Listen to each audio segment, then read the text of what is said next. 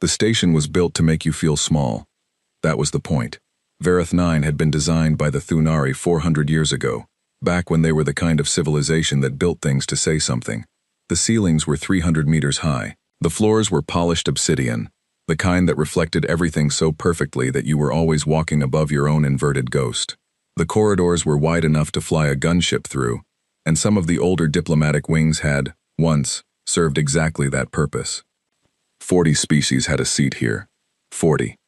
The Galactic Coalition had spent 11 centuries knitting itself together out of war and grief, and the slow, grinding work of people who believed in something bigger than their own borders.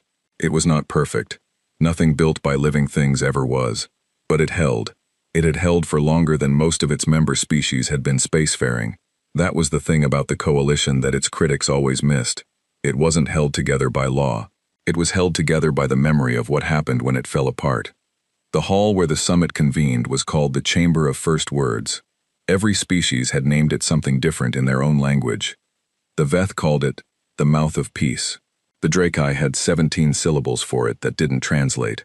The Thuanari, who built it, had a word that meant something like the place where we stopped. In the common tongue used for coalition business, everyone just called it the chamber. It seated 4,000. Today it held something close to that. Every chair occupied, every gallery full, every observation deck behind its thick transparency pressed with bodies that had come from 100 star systems to watch this particular moment unfold. The lighting was warm and amber, the kind that made species with multiple eye types comfortable, and the sound system had been calibrated to carry every frequency that every voice in the room could produce. It was a room built for history. 3 humans walked into it. They came in through the delegate entrance on the east side, which was the smaller of the 2 main doors and historically used for junior delegations and observer states. The door was still 12 meters tall. The 3 humans who passed through it were, none of them, taller than 1.8 meters. They did not look up at the ceiling. They did not slow down to take in the scale of the room. They walked at the pace of people who had somewhere to be, and they sat down at the small table that had been assigned to them near the center of the floor. 1 table, 3 chairs, a small placard that read, United Nations Earth, Observer Status. The human at the center was a woman named Solis. No one in the room knew her rank, because she had no rank. She was a diplomat in the pure sense of the word, a person whose entire career had been the work of sitting in rooms where the terms were already decided, and finding the angle that made those terms survivable. She was not young and she was not old. She had gray in her hair that she had not tried to cover. She wore a dark jacket that had no decorations on it, and carried a single notebook, paper, not digital, and a pen. She set the notebook on the table. She set the pen on the notebook. She folded her hands and looked at the room. The man to her left was named Vance. He was the legal attaché. He had a tablet, 3 backup drives, and the expression of a person who had read every version of this particular treaty 17 times and found a different problem in it each time. He set his things on the table in a specific order. He looked at his tablet. He did not look at the room. The woman to Solis's right was Lieutenant Osei. She was, technically, a comms officer attached to the diplomatic corps. She had no tablet, no notebook, and no expression of any kind. She had a coffee thermos, the large kind, the one that held enough for a full shift, and she poured from it into a small cup and drank while the room filled. She looked, to anyone watching, like someone waiting for a bus. That was, in fact, exactly what she was doing. Admiral Ren Dakar arrived the way Dakar always arrived, with an entrance. He was Veth, which meant he was tall and pale, and moved with the angular precision of a species that had evolved on a world where stillness was how you survived. His robes were the deep blue of Coalition High Command, trimmed with the silver thread that indicated his rank, and he walked through the main doors, the large ones, the ones that were 20 meters tall and took 4 staff members to operate, with the measured unhurry of a person who has never in his life had to wait for anything. He was followed by a staff of 31. He sat at the head table, which was elevated by 6 steps above the floor level, and he looked down at the room with the expression of a person surveying something they had already decided about. His gaze passed over the human table. It lingered for perhaps half a second longer than the other tables. Then it moved on. The session opened with the ritual reading of the Coalition Founding Compact. which took 40 minutes because it had to be read aloud in the 7 original languages simultaneously. Solis listened with her hands still folded. Osei poured a second cup of coffee. Vance found a new problem in the treaty and made a note. Then Dachauer spoke. He had a good voice. The translator earpieces that every delegate wore rendered it in their own language, but the original Veth was a language built for authority, deep, carrying, with a cadence that moved like water finding a downhill path. He welcomed the delegates. He acknowledged the gravity of the moment. He spoke for some time about the coalition's long history of careful, considered expansion, about the principles that had guided every membership decision across 11 centuries, about the responsibility that came with stewardship of the galaxy's most enduring institution. He spoke well. He was, in the way of people who are always agreed with, not used to listening. When he got to humanity, he did not raise his voice. He did not lower it. He laid the words out flat, the way you lay a document on a table. This is what it says. This is what it means. There is nothing to discuss. Humanity's application for full coalition membership had been reviewed. It had been reviewed in full session, in closed committee, by 3 independent bodies. The review had taken 2 standard years.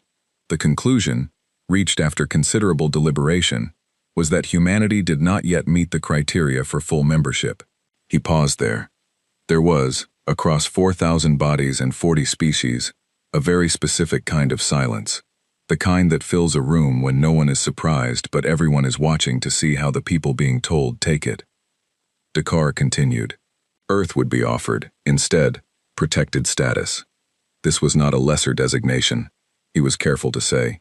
It was, in fact, a designation that carried considerable benefits. It would grant humanity access to coalition trade networks, medical research exchange programs, and limited technology transfer agreements. It would establish a formal framework for humanity's integration into the broader galactic community. It would, in time, provide a pathway toward full membership once the relevant criteria had been met. He said what the relevant criteria were. There were 9 of them. He read them without rushing. At the human table, Vance was writing. His pen moved across his tablet with the speed of someone transcribing and annotating at the same time. Osei poured a 3rd cup of coffee.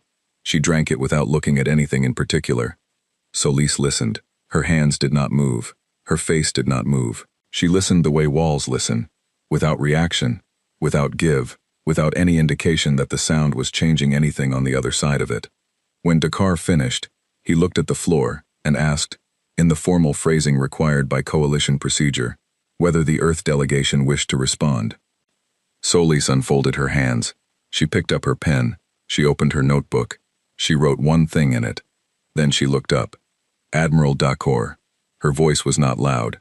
The room's acoustics did the work, carrying it to every corner. Is this offer final, as presented? Dakar looked at her. There was something in his expression, not dismissal, not contempt, something quieter than either of those. The expression of a person confronted with a question whose answer is so obvious that being asked it is its own kind of answer. It is, he said. Solis nodded once. She closed her notebook. She put the pen down on top of it, parallel to the spine, neat as a seam. She stood. Thank you, she said. I need to make a call. I'll be back within the hour. She said it the way a person says they're going to refill their water. Flat, practical, like the decision had already been made, before she stood up, and the standing was just the body catching up to it. She pushed her chair back, nodded to Vance, and walked toward the east side of the room, where the delegate comms terminals were mounted along the inner wall. She did not hurry. She did not look back. The room watched her go in the way. 4,000 people can watch one person without technically staring, heads not turning, eyes tracking sideways, a stillness that was louder than movement. Dakar watched her from the elevated table. His expression had not changed. His staff had not changed either. They had the collective composure of people who were very good at not reacting to things. One of them, a junior attaché at the far end of the table, leaned 3 centimeters toward the colleague beside her and said something in a register too low for the room to carry. The colleague smiled. It was a small smile, private, the kind that lives briefly on the face of someone who is certain of the outcome and finds the waiting mildly amusing. At the human table, Osei poured a fourth cup of coffee. She drank it.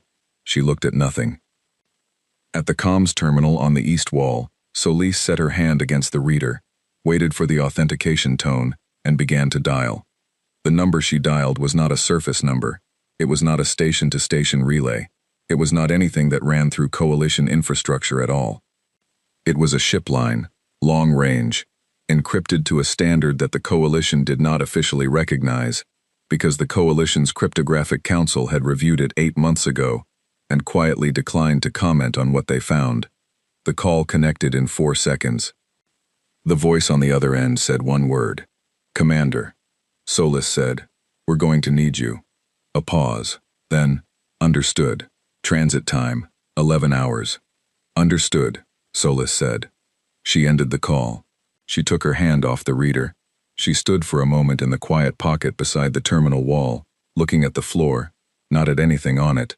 Then she smoothed the front of her jacket with both hands, turned, and walked back across the chamber floor toward the small table with 3 chairs. She sat down.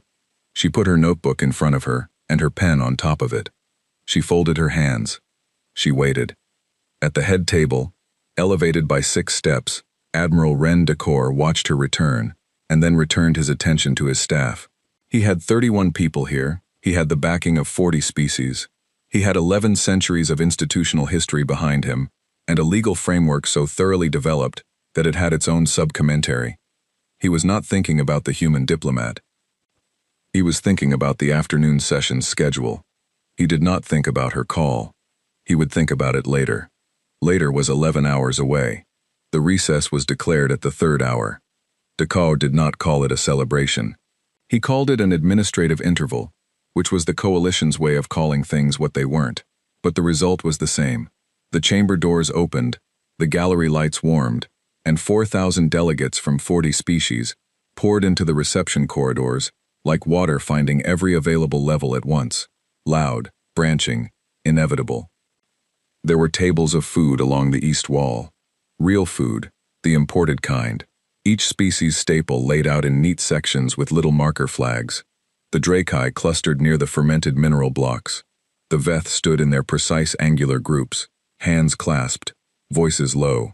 The Orun, all 7 delegates, massive and slow-moving as cooling lava, occupied a corner by themselves, and did not eat, and did not speak, which was normal for the Orun, and had taken newer species decades to stop finding alarming. Dakar stood at the center of it. He was not eating. He was receiving. That was the word for it. Receiving. Species came to him in a loose, self-organizing queue, not a formal one. No one had arranged this, and said what they needed to say. Some offered agreement. Some offered congratulations. Some had small objections, procedural worries, the administrative friction of 40 governments trying to align. He handled each one with the same measured attention, the same unhurried courtesy, the same weight that said, "I have time for you," which was the most powerful thing a person in his position could say and be believed. He was, in the way of people who have never lost, very good at winning. Kelthun was not near Dakar. He was not near anyone, which was both unusual and not unusual depending on which version of himself he was being on any given day. He was Thunari, which meant he was medium height, gray-skinned, and built with the spare economy of a species that had spent its formative evolutionary centuries hiding from things larger than itself. His eyes were large, adapted for low light, for reading environments at a distance, for finding the specific shape in the general dark that meant danger, or safety, or something worth watching. He was watching the humans. He had a plate of food he wasn't eating. He held it the way people hold plates at events when they want to look occupied, in one hand, slightly raised, tilted toward himself as though he was considering it. He was not considering it. He was standing 12 meters from the human table. They had not left their table, all 3 of them, which was itself the first thing, and he was watching.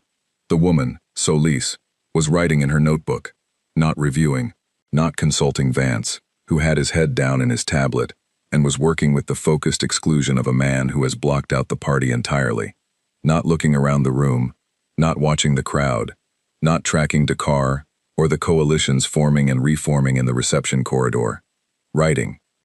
What she was writing, Kelthun could not see from 12 meters. The notebook was small, her handwriting was small, Her pen moved with the unhurried certainty of someone writing something they already know, something being transferred from memory to page, rather than composed. That was not what he was watching. He was watching the other one, Osei. She had moved her chair slightly to the side, so that the edge of the table was not between her and the room. Both feet flat on the floor. Both hands around the coffee thermos. Not gripping it. Holding it the way you hold something familiar. The way you hold something you've held so many times the hand knows the weight before the brain registers the pickup. She was looking at the room. That was what was wrong. Kelthun had been watching people at diplomatic events for 22 years. He knew what people looked like when they were watching a room. They tracked movement. They found faces they recognized. Their eyes snagged on the Dakar cluster, on the species delegations doing their careful social math, on the food tables. Their gaze had motion in it, pattern. Osei's gaze had none of that. She was not tracking movement. She was watching the room the way you watch a door you are waiting for someone to come through. Still, patient, oriented. The coffee thermos went up, came down. Her eyes did not move. She was waiting for something. Kelthun had studied humanity. He had done it the way some of his colleagues studied anomalous deep space objects, at a distance, with proper instruments, with the specific care of a person who suspects the thing they're looking at is larger than the current frame can hold. He had read their history, which was the kind of history that made Thunari historians go quiet, in a way they wouldn't explain. He had read their military doctrine, which was sparse, plainly worded, and structured around a principle that most coalition species spent their entire strategic philosophy trying to avoid. The principle was, absorb, adapt, and then do not stop. Not press forward, not strike back. Do not stop. He had read that and put it down and then picked it up again 3 days later, which was not something he did with documents. He thought about it now, watching Osei not move at the human table, while 4,000 beings moved around her. He picked up his untouched plate of food and walked toward her. She looked at him when he was 4 meters away. Not a reaction, a registration. The way a ship's sensor acknowledges a contact without changing course. He stopped at a conversational distance. Coalition custom. She did not stand, which he had not expected her to. Lieutenant Osei, he said. His common tongue was very good. 22 years. Officer Kelthun, she said. Her common tongue was also very good. She pronounced his name with the second syllable slightly elongated, which was the Thunari way, and not how most non-Thunari said it. He had not told her that. He noted that. You are not with the others, he said. No, she said. He waited. She did not add to it. He looked at the empty chair across the table. Solis's chair, abandoned, its occupant still writing. May I? Osei looked at the chair, then back at him. She shrugged with one shoulder, which was a human gesture he had catalogued as meaning, yes, but I'm not promising conversation. He sat. Your delegation is taking the decision calmly, he said. Yes, she said. Some of the others expected more visible reaction. I know, she said. He looked at his plate. He moved something on it with his fork. Diplomat Solis's call, he said, and kept his voice level and merely curious, the tone of someone making light conversation at a reception. What was it for? Osei turned the thermos in her hands once. A slow rotation. She looked at it while she did this, as if checking the label. Backup, she said. Kelthun kept his fork moving. He was very good at keeping his fork moving. What kind? Osei looked up from the thermos. She looked at him for a moment. Not long. Not the look of someone deciding whether to trust. The look of someone who has already decided, and is just letting the moment breathe before it moves on.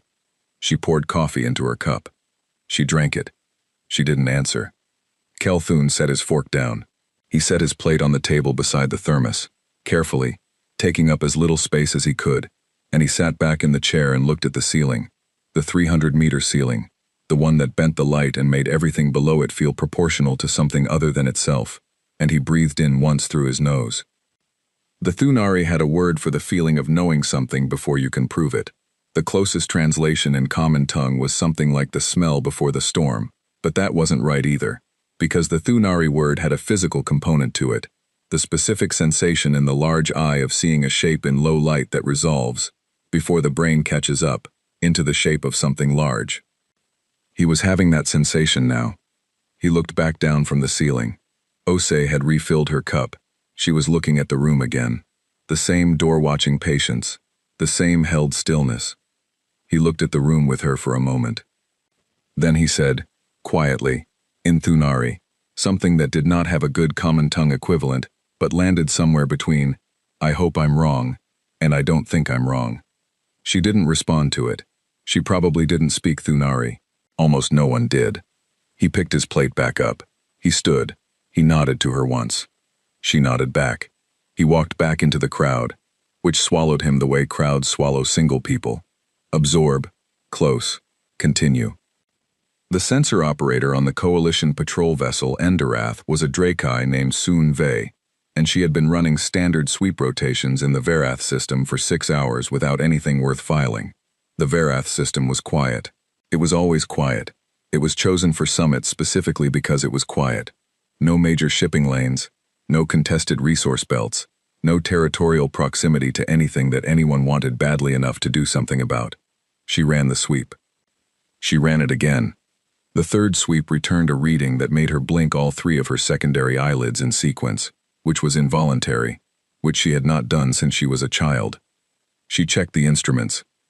She ran a diagnostic. The diagnostic came back clean. She ran the sweep a 4th time. The reading was still there, larger than the 3rd sweep.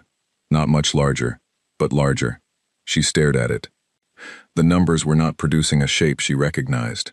Not a ship class she had in the recognition database, and the Enderath's recognition database contained every vessel class in Coalition space plus 400 years of archived historical records. Not a natural object. The mass signature was wrong, too regular, too structured, with the specific internal geometry of something that was built. Not debris, not a station. Something that had not been there 6 hours ago. She tagged the reading. She flagged it to her senior officer. She kept staring at her screen with all 3 secondary eyelids doing the thing she couldn't make them stop doing, and she thought about sending a broader alert, a system-wide ping, and then she thought about how that would look if this turned out to be a sensor artifact, a calibration error, a piece of rock with an unusual mineral composition. She kept watching. The reading grew. Not fast, not alarming. The way a tide rises, the kind of change that, if you watch it with full attention, you can see happening. A centimeter at a time, in a direction that has only one destination. She sent the broader alert. Then she sat back in her chair, and she watched, and she waited, and she did not know what she was waiting for, and that was the part that made her secondary eyelids keep moving. Back in the reception corridor, the party continued. Dakor was still receiving. The queue had thinned but not dissolved. Species clustered and separated, and clustered again. The fermented mineral blocks were half gone. Someone had brought out a second round of the Veth sparkling water, which was served cold enough to ache. At the human table, Solis closed her notebook. She put her pen on top of it, parallel to the spine, and folded her hands, and sat back, and looked at nothing in particular. Vance looked up from his tablet. He said something to her too low to carry. She shook her head once. He went back to his tablet. Osei poured the last of the thermos into her cup. She drank it. She looked at the empty thermos for a moment. She set it down. She looked at the room. She waited. 11 hours was a long time. It was also, in the context of certain things, no time at all. The distance between a thing being possible and a thing being present was only ever a matter of physics and will, and the universe had been accommodating those 2 ingredients in combination for longer than any species in the room had been counting. The sensors on 14 Coalition vessels in the Verath system were now all reading the same thing. None of them had a name for it yet. In 6 hours they would. In 6 hours, the name for it would arrive at 300,000 kilometers and hold position 200 kilometers from the station, and then the name would not matter, because the thing itself would be there, and things that are present do not require names to be understood. But that was 6 hours away. For now, there was only the party. And at a small table near the center of the Chamber of First Words, a woman with gray in her hair sat with her hands folded and looked at nothing, and the quiet around her had the specific texture of a held breath, and no one in the room was paying attention to it. No one except Kelthun. He stood near the Drakai cluster with his untouched plate, and his large, low-light eyes, and he watched her, and the smell before the storm feeling had not gone away. It was getting stronger. It did not announce itself. That was the first thing. The thing that every sensor operator in the Verath system would talk about later, in the reports, in the debriefs, in the quiet corners of mess halls where people go when they need to say something that the official record doesn't have a box for. It did not send a hail. It did not broadcast a transponder signal. It did not come in slow, the way vessels approaching a neutral station are required to by coalition docking law. It did not do any of the things that anything with a hull and an engine is supposed to do. It arrived. One moment the sector of space 200 kilometers off Verath 9's primary docking face was empty. The standard empty, the calibrated empty. The empty that 14 patrol vessels had been sweeping on rotation for 6 hours and finding exactly what they expected to find, which was nothing. Then it was not empty. No flash, no displacement wave, no thermal bloom from a drive cooling down. Those things happen when a ship drops out of faster-than-light travel. They are the evidence of the physics involved, the bruise the universe takes when something moves through it at that speed. Every ship leaves them. It is not optional. The unces, gravitas, left none. It was simply not there. And then it was there. And the universe between those two states had apparently decided not to record the transition. The first alert went out from the Endurath at 4 seconds after arrival. By 6 seconds, all 14 patrol vessels had confirmed the contact. By 8 seconds, the contact had been cross-referenced against the recognition database, all of it, 400 years of records, and returned no match. By 10 seconds, the Endurath senior officer had the read on his screen, and he looked at it, and he said nothing, and he kept looking at it. By 12 seconds, the alert had reached the station. The lights in the reception corridor did not change. There was no alarm, no announcement. The music that someone had piped into the space, something low and multi-tonal, designed to be inoffensive across 17 auditory ranges, kept playing. The food tables were still half full. Delegates were still talking, still clustering, still doing the slow orbital dance of politics in a room where the stakes have already been decided. Then the first personal comm units started chiming, not all at once. One here, two there. A trickle that became a stream, that became, in about 45 seconds, every device in the room going off in its owner's frequency simultaneously, which was 40 species worth of alarm tones layering on top of each other into something that had no name but landed in the body as danger. Heads came up. Conversations stopped. Dakar's personal aide materialized at his elbow and said 3 words into his left ear. Dakar went very still. That was notable. Dakar was always still, the Veth kind of still, controlled, precise. The stillness of a body that was taught from childhood to move only with intention. This was a different still, the kind that happens when the ground drops out from under the thing you were standing on, and the body has not yet decided what to do about gravity. He said 1 word to his aide. His aide moved fast. Geronsis. The observation deck on the station's outer ring was 3 corridors and an elevator from the reception hall, and Keltun ran all of it. He was not the only one running, but he was faster than most, because Thunari legs were built for speed, in the way their eyes were built for dark. Emergency adaptation, the legacy of a world that did not forgive slowness. He got to the observation deck before the crowd hit the corridor behind him, and he pressed himself against the transparency and looked out. He saw the patrol vessels first, all 14 of them, repositioned, weapons arrays live. He could see the glow of charged emitters even at distance, even through the station's outer ring of light pollution. They had formed something that was not quite a perimeter and not quite an attack formation, a shape that didn't have a tactical name because it had been designed in the last 30 seconds by 14 captains, all reacting to the same impossible contact, and none of them coordinating with the others. They were pointed outward, away from the station, toward something. Keltun followed the line of their aim. He found it. The transparency he was pressing his face against was 1 centimeter of composite material, rated for vacuum and minor debris impact, and it did not flex or shudder, or give any physical indication of what was happening outside, and none of that mattered because his legs went soft anyway, the specific soft of a body that has processed something faster than the mind has, and is trying to make the mind pay attention. It was black. Not the black of space. Space was not really black up close. It was the specific deep dark blue of depth, scattered with light, textured with distance. This was a different black, a surface black, the black of something that had been built to absorb and return nothing. It sat against the star field like a hole cut in it, like someone had taken the shape of the largest thing Kelthun had ever seen and filled it in with the absence of everything. He could not see the edges of it clearly. That was the part that made his legs go soft. He could not see the edges. He pressed his face closer to the transparency and looked left. More of it. He looked right. More of it. He looked up, which required tilting his head back at an angle that his neck registered as mildly uncomfortable, and the upper hull of the gravitas was still there, still going, its dorsal line cutting across the starfield at a height that his brain could not accurately calculate, because the brain needs a reference point to calculate scale, and there was no reference point, because the only objects near it were 14 coalition patrol vessels, and against the hull of gravitas. Those 14 ships looked like the kind of debris you find in a shower drain. He stopped trying to find the edges. He breathed. Somewhere behind him in the corridor, he could hear the crowd arriving, the sounds of bodies and voices, and the specific frequency of mass alarm, which is not loud so much as layered, dozens of registers of distress stacking on each other into a wall of sound that has no single source. He did not turn around.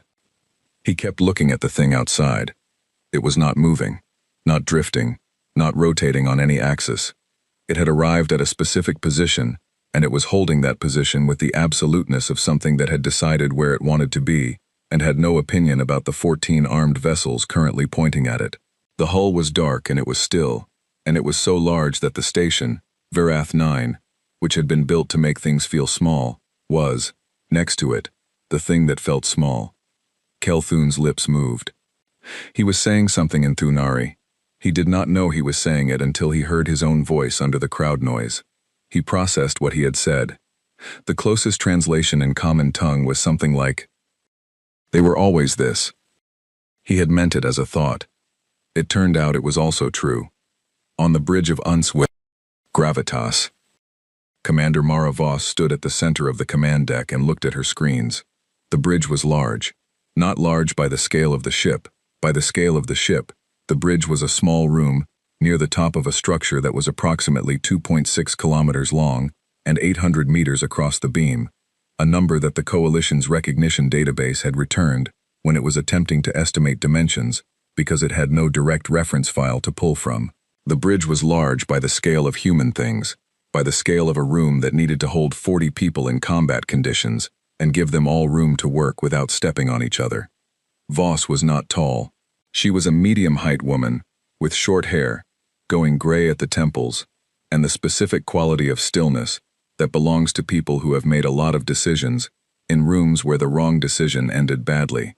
She wore the dark uniform of the UN Space Command's Titan Division, which had no decorations on it beyond rank insignia, because the Titan Division had decided some years ago that the people who flew these ships did not need their chests telling the room what they had done. The room knew. She looked at the tactical screen, 14 contacts, arrayed in the improvised non-formation she had already identified as fear rather than strategy. Their weapons were live. She could see the charge signatures. She noted which of the 14 had the most aggressive energy output, which of the 14 had positioned themselves with the most options for retreat, which of the 14 was the one that, if this went badly, would be the first to make a choice that forced everyone else to make one too. She catalogued all of this. She did not move. Her comms officer, a young man named Park, on his first Titan posting, still in the phase of the job where everything was slightly louder than it needed to be in his nervous system, said, "Coalition Patrol Group is holding position, Commander. No movement. Weapons hot across all 14. We're getting comms requests from 11 different Coalition vessels, and 3 from the station." "Hold," Voss said. Park's hands hovered over his board. "All comms?" "All comms." He held. From the navigation station on the port side of the bridge, Lieutenant Osei's counterpart, a woman named Dara, who had been on 2 Titan postings and was therefore the second most senior non-Voss person in the room in terms of not letting her face do things it shouldn't, read off the sensor confirmation. Position locked. Distance 200 kilometers from Vareth 9 outer hull. All systems nominal. Power levels holding at standard presence configuration, which was not a combat configuration, and was not a civilian configuration, and was a thing the Titan Division had invented specifically for situations like this one, because no existing category had fit. Confirmed, Voss said. She looked at the screen, at the 14 ships pointing at her, at the station beyond them, the one built to make things feel small, which from here was about the size of her thumbnail held at arm's length. She thought about the woman at the table in that station, the one with the gray in her hair, and the notebook, and the pen on top of the notebook, the one who had sat with her hands folded while 40 species decided humanity's future, and then stood up and made a phone call. Voss had taken that call. She had said, "Understood." She had meant it completely. "Hold position," she said. "Do not respond to hails. Do not charge weapons. Do not maneuver." Park said, "And if they fire?" Voss looked at him. He looked at her. "They won't," she said. He didn't ask how she knew. He had asked that kind of question twice on his first week aboard Gravitas. And both times the answer had been the same answer, delivered the same way, in the same tone that was not unkind but was also not interested in elaborating. "Because they're not stupid." He turned back to his board. Voss turned back to her screen. She watched the 14 ships. She watched them hold. She watched the weapon signatures stay hot but unchanged, not climbing, not falling, the charge levels of things that have been activated as a statement rather than as a preparation. She waited. Outside the bridge viewports, the long, narrow ones that ran the width of the forward section, rated for impacts that no one had ever tried to make good on, the stars were very quiet. Gravitas was quiet too. Everything aboard it was quiet, not the quiet of absence, the quiet of held capacity, the quiet of a held breath, except the breath belonged to something 2.6 kilometers long, and the holding of it was a choice, and the choice was deliberate, and the deliberateness of it was the most important thing in the space between the ship and the station. On the observation deck of Vareth 9, pressed against the transparency with his large eyes open as wide as they went, Kelthun watched it not move. He had studied humanity's military history. He had read the doctrines. He had read the accounts. He had read the after-action reports of the 3 conflicts humanity had been involved in before the Coalition had formally acknowledged their existence. Conflicts the Coalition's records categorized as border incidents, which was what you called a thing when you did not want to admit the thing was a war and you were losing it. He had read all of it. He had thought he understood what he was reading. He had not understood. You could not understand it from documents. Documents gave you numbers and dates and the names of places. They did not give you this. They did not give you the specific quality of dark that a hull could be, or the specific quality of stillness that something this large could hold, or the specific quality of silence that descended over 4,000 beings behind him as they pressed against observation windows and looked at something that had not fired a single weapon and had nonetheless already changed everything. He pressed his hand flat against the transparency. He kept it there. Outside. Gravitas held its position against the stars, and the stars held their positions around it, and the space between the ship and the station was 200 kilometers of absolute quiet, and into that quiet, the Coalition's 14 patrol vessels broadcast their weapon signatures and received nothing back. Not defiance, not threat, presence.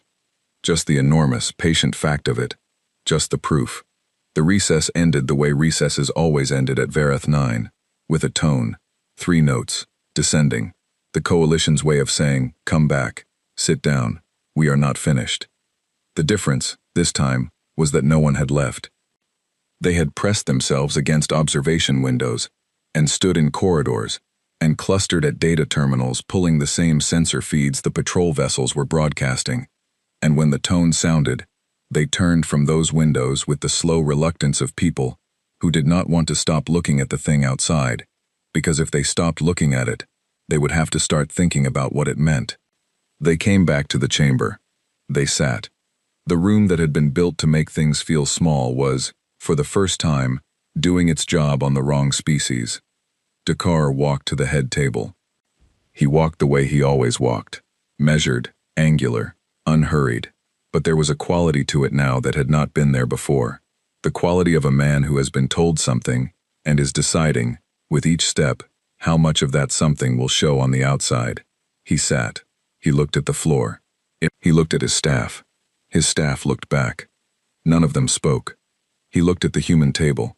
Solis was already there. She had not gone to the observation windows. She had not gone to a data terminal.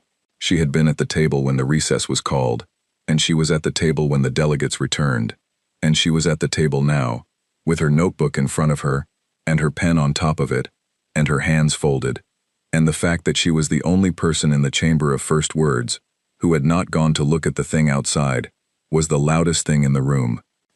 She did not look at the head table. She looked at the far wall. Vance was beside her. His tablet was face down on the table in front of him, which was the first time it had been face down since he entered the building. He was looking at his hands. Osei had a new thermos. No one had noticed where it came from. Dakar opened his mouth. The presence of an unregistered vessel in coalition-controlled space. The Verath system is neutral space, Solis said. Not loudly, not with heat. The way you correct a small error in a document. Flat, precise, moving on. Dakar stopped. He started again. The presence of an unregistered vessel at a coalition diplomatic summit. The gravitas is registered. Solis reached into her jacket and placed a single folded document on the table. She did not unfold it. With the United Nations Space Command, under the Titan Vessel Registry Act of 2187, we provided that documentation to Coalition Traffic Coordination 48 hours before arrival. The documentation was acknowledged. Silence. At the head table, one of Dakar's senior staff bent very slightly toward another and said something in a register the room couldn't catch. The second staffer's expression did not change, but his hands, under the table edge where most of the room couldn't see them, flattened against his thighs in the specific way of someone receiving information they had hoped not to receive. Dakar said, "It is an act of hostility. It is not fired," Solis said. "It is not maneuvered. It is not hailed. It arrived at a legal position in neutral space, and it is holding that position." She paused for one beat. "Is presence an act of hostility, Admiral? You had 40 warship complements present when I walked in yesterday morning. I didn't call that hostile. I called it Tuesday. 4,000 beings." Not one of them made a sound. Kelthun was in his seat, the junior observer block, left side, row 9, a position specifically calibrated by coalition protocol to be in the room but not of it, present but peripheral, which was exactly where junior observers were supposed to be. He was not feeling peripheral. He was watching Solis the way he'd watched her at the table during the recess, with the same quality of attention he'd been trying and failing to put down since the moment she'd stood up and said she needed to make a call. There was something happening in the room that he could not fully name yet, but his body was ahead of his brain on it. That large-eye low-light sensation, the shape resolving in the dark, the thing becoming what it was. He had studied humanity's negotiation history, not the famous cases, the small ones, the ones that didn't make the records because they ended before there was anything official to record. The quiet negotiations, the ones where humanity had walked in disadvantaged and walked out with most of what they wanted, and the other party hadn't fully understood how until they were home reviewing the transcript. The pattern was always the same. They absorbed the first no. They absorbed it completely. No reaction, no visible recalibration, no face-saving countermove. They absorbed it the way soil absorbs water. And then they came back, and the second conversation was a different conversation, and the terms on the table were different terms, and the party who had said the first no found themselves somehow on the other side of something they hadn't seen coming. He was watching that happen. In real time. In the largest diplomatic chamber in coalition space. He pressed the edge of his thumbnail against the table in front of him, hard, grounding. "I would like to table a new document," Solis said. She reached into her jacket again. This time she produced not a folded page but a bound set of papers, the kind that had been printed and signed and sealed the old way, with a physical mark on a physical document, because some things were meant to be held in hands. She set it on the table. She did not slide it toward the head table.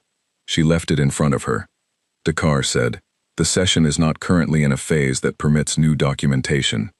Then open a phase that does, Solis said. Or I can wait. She looked at the document. I'm comfortable either way. It took 4 minutes.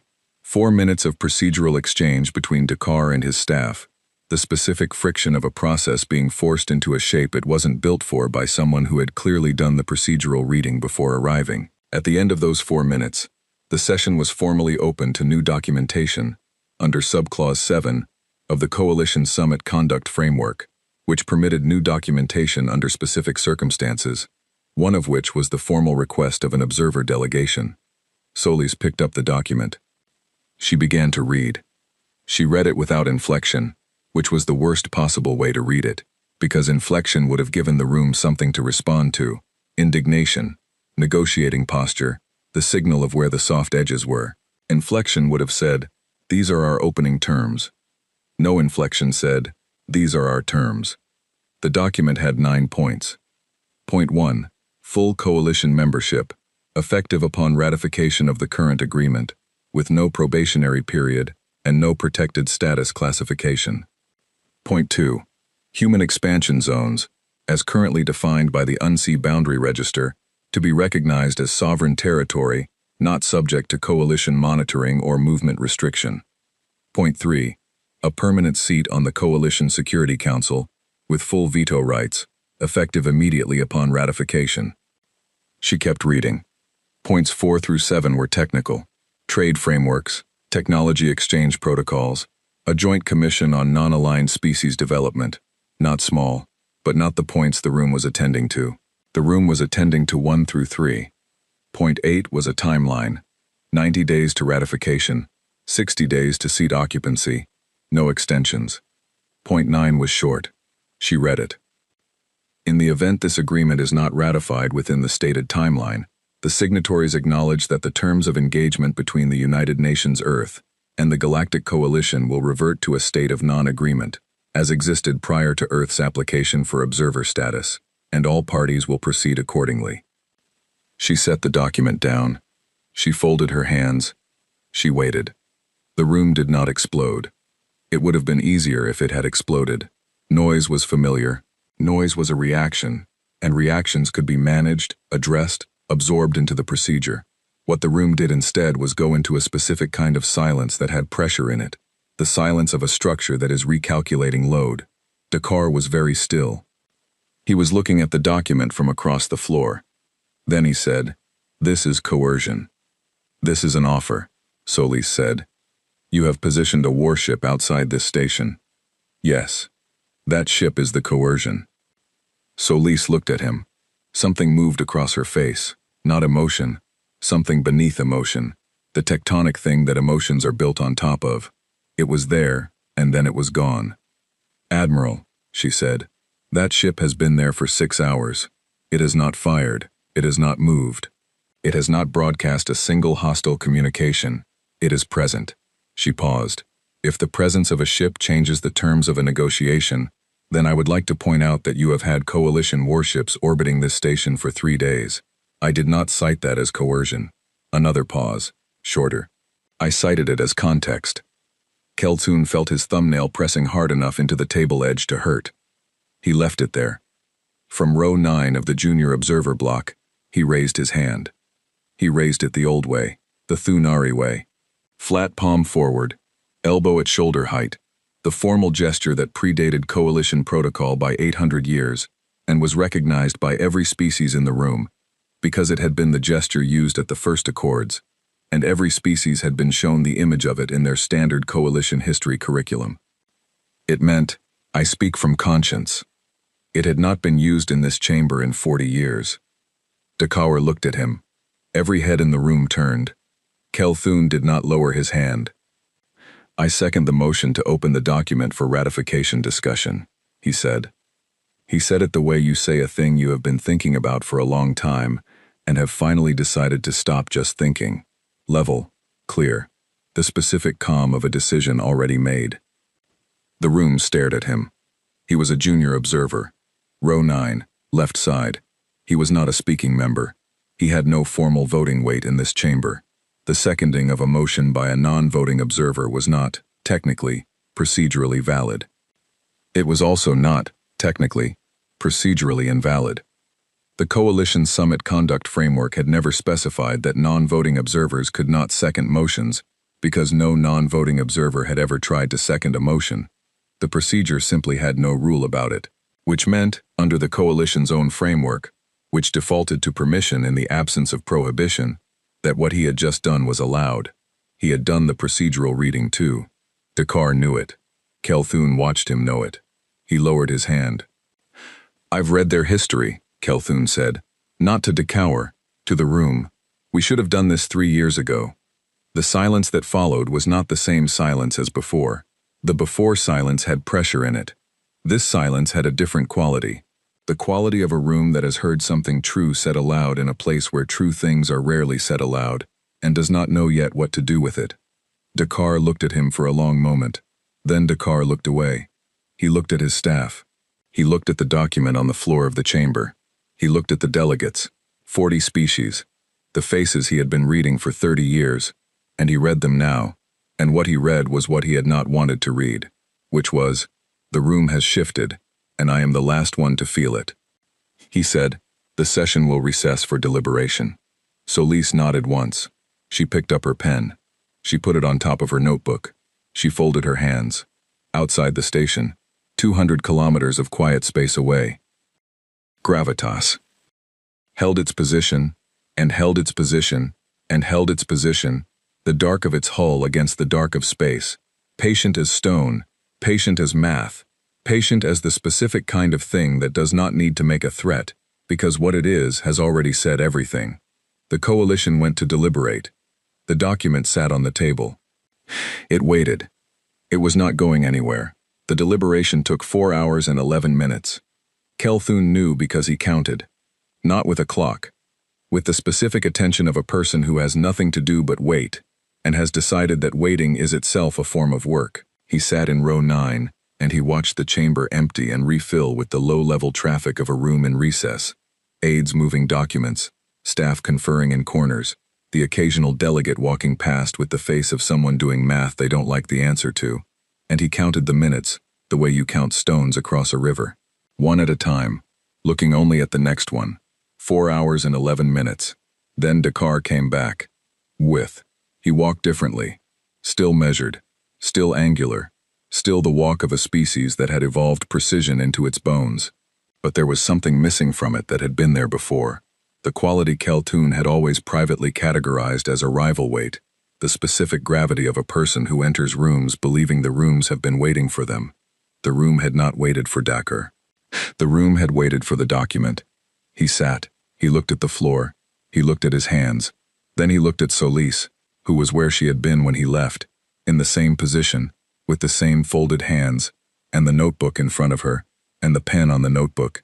And Kelthun had the irrational thought that she might not have moved at all, that she had sat there in the empty chamber for 4 hours and 11 minutes in exactly that position, waiting, not because she had to, but because moving would have meant something, and she had decided that nothing was going to mean anything until Dakar came back. Dakar said, "The Coalition cannot ratify these terms as presented. 1 beat. 3 of the 9 points are areas where we are prepared to move toward agreement. The remaining 6 require significant revision before." "No," Solis said. Not loud, not fast. Just, no. Dakar stopped. "The document is complete," she said. "All 9 points. Unrevised. Diplomat Solis. Admiral." She looked at him. Not over him, not past him. At him. "You had 2 years to negotiate. The application period was 2 years.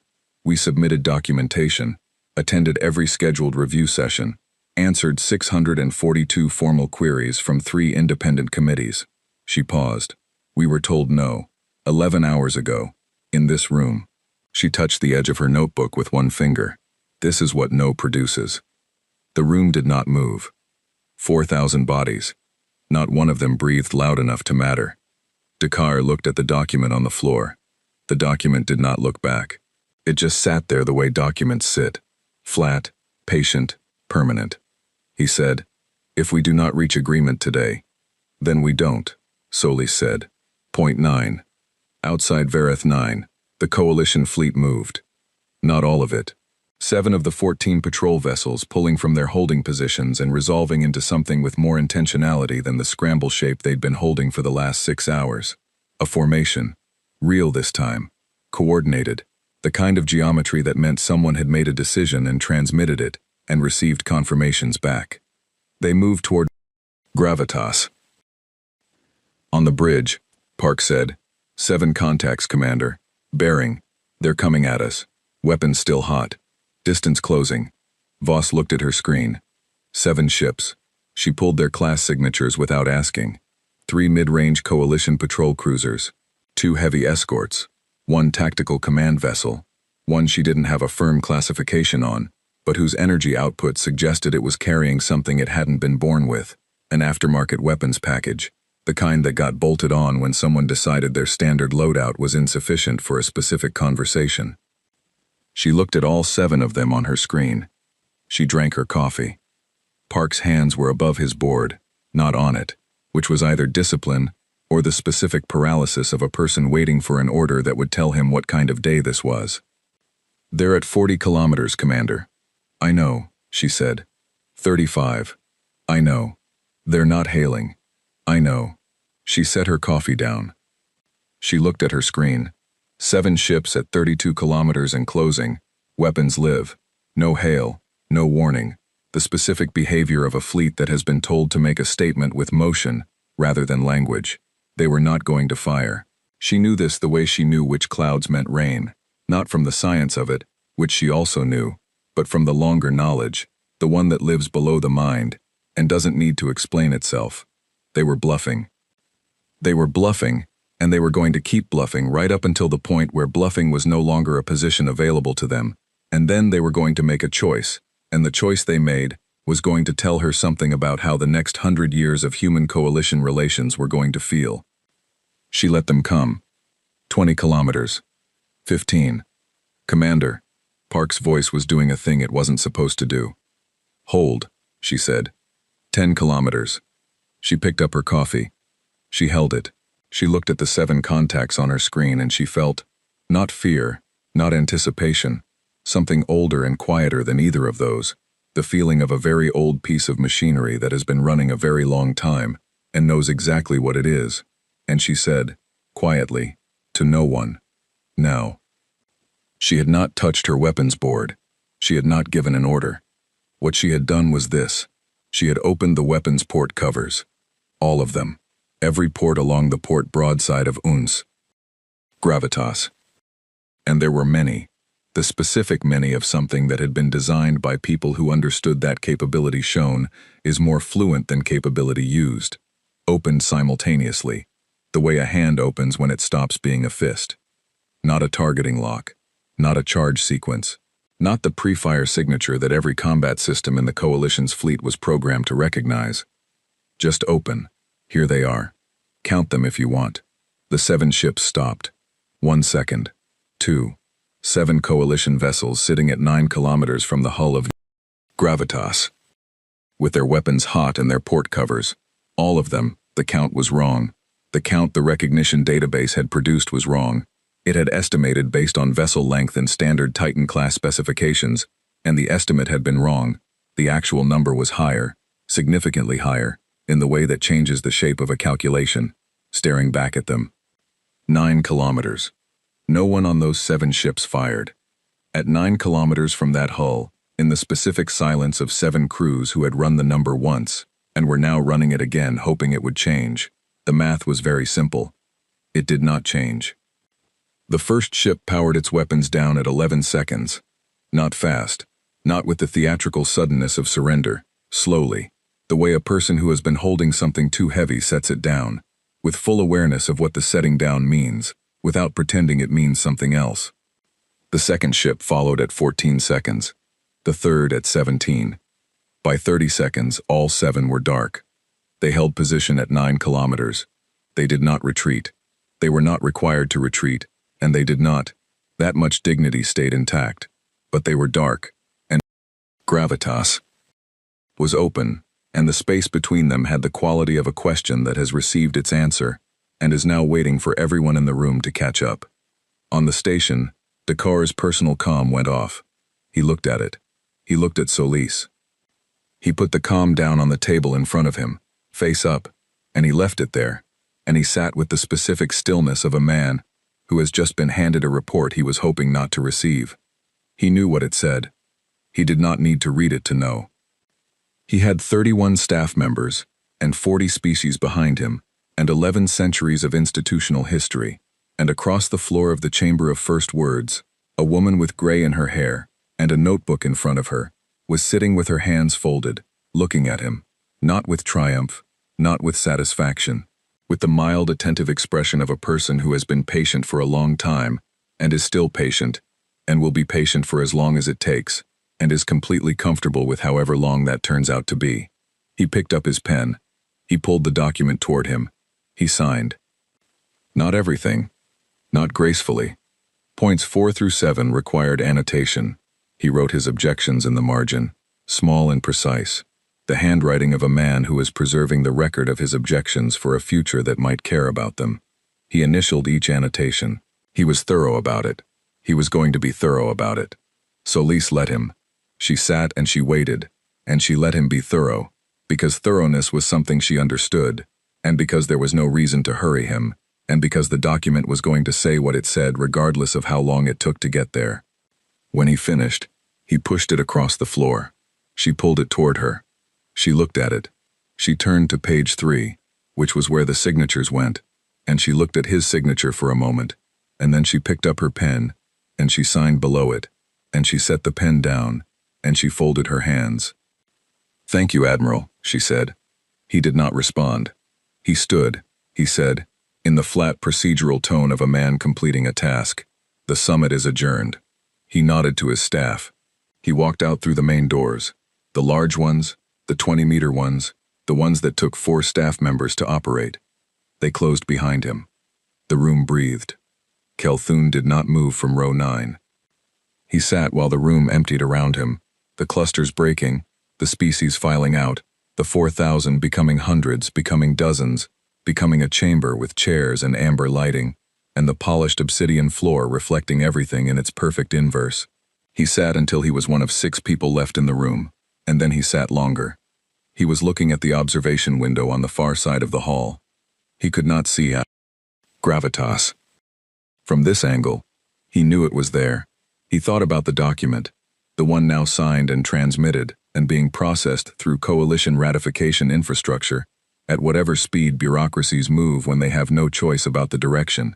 He thought about Solis's face when she signed it, no different from her face at any other point in the last 36 hours, the same flat patience, the same folded hands, the same quality of a person to whom outcome and waiting had become the same thing.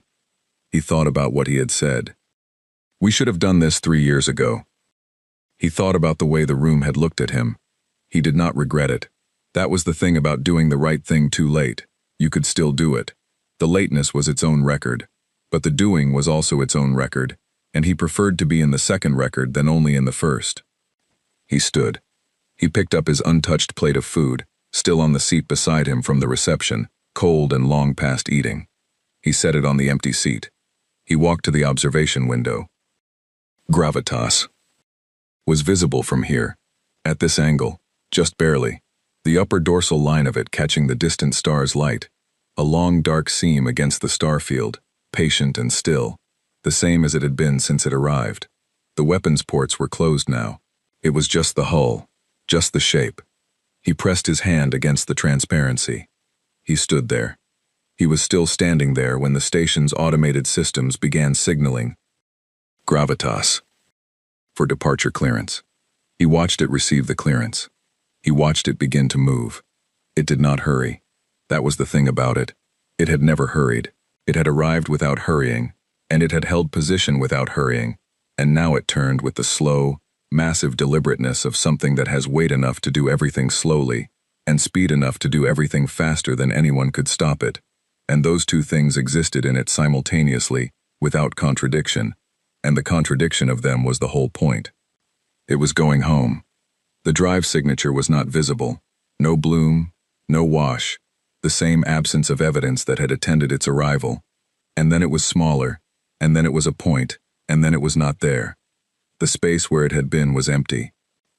Vareth 9 hung in the star field, and the patrol vessels hung around it, and the stars hung where they had always hung, and everything was where it had been before, except that it wasn't, except that the signed document was in the system, and the seats were allocated, and the galaxy had been reshuffled by a ship that never fired a shot, and a woman who never raised her voice, and one junior observer in row 9, who had raised his hand the old way. On the bridge of gravitas. At the jump threshold, Voss was in her chair. She had her coffee. Park said, "Coalition confirmation received, Commander. Signing is confirmed. Ratification process is live." He paused. He looked at his board. He looked at her. "We did it." She drank her coffee. She looked at the stars. He waited. He had learned to wait. After a moment he said, because he needed to know, because he was 26, and this was his first Titan posting, and he thought maybe he had a right to this particular answer. Were we going to fire? If they hadn't signed? She looked at him. He held the look. "We had the authorization," she said. He let that sit for 1 second. 2. "That's not what I asked." She drank her coffee. She looked at the stars. She did not answer. Park turned back to his board. He did not ask again. The galaxy was very quiet. Not the quiet of absence. The galaxy was never quiet that way. Always somewhere something was burning, building, breaking, beginning. The quiet was different. The specific quiet of 40 species, going home to their governments with a document that changed the shape of the next 100 years, and needing time to sit with it before they spoke, because some things are too large for immediate words. The quiet of a room after a very large thing has moved through it and left. The quiet of the Thunari observer who stood at the observation window for a long time after the point of light disappeared, his hand flat against the transparency, his large eyes open, watching the space where the ship had been. Not because the ship was still there, because he was paying attention to what the empty space felt like now, compared to what it had felt like before. It felt different. It felt like something that had been decided. He took his hand off the glass. He walked toward the east corridor, toward the exit, toward the long process of whatever came next. Behind him, the chamber of first words was empty. The amber lights were still on. The obsidian floor still reflected everything in its perfect inverse. The chairs, the tables, the high ceiling, the small placard near the center of the floor that read, "United Nations Earth, Observer Status," which was already technically wrong, which would be replaced by morning, with something that said something else. The galaxy had watched gravitas go, and for the first time in 1,000 years of recorded history, the galaxy was very, very quiet.